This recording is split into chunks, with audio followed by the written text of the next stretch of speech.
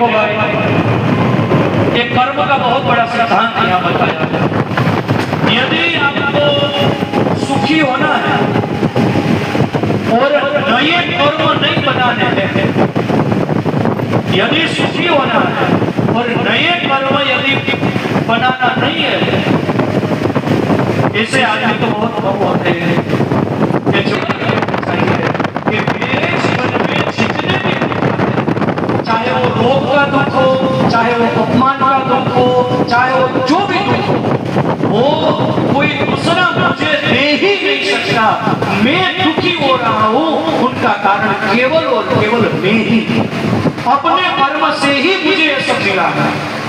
यदि ये मान लिया जाए तो नया कर्म नहीं बनेगा। लेकिन क्या हम क्या करते हैं, जब हम दुखी होते हैं तो अपने दुख का दूसरे को जब कारण मान लेते हैं ना, तो वो दूसरे को दुख का कारण मानने का नया कर्म बना लेते हैं, और नया कर्म बनने से वो कर्म की वैसे घटना चलती रहती है, नया नया कर्म बनता रहता है और कर्म से वैसे ही जन्म मिलते रहते हैं। कोई आदमी किसी को दुख दे ही नहीं सकता।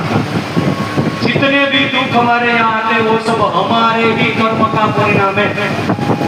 यदि आप कहोगे कि मैं घर की बहू हूं और मुझे मेरी सास बहुत परेशान कर रही है,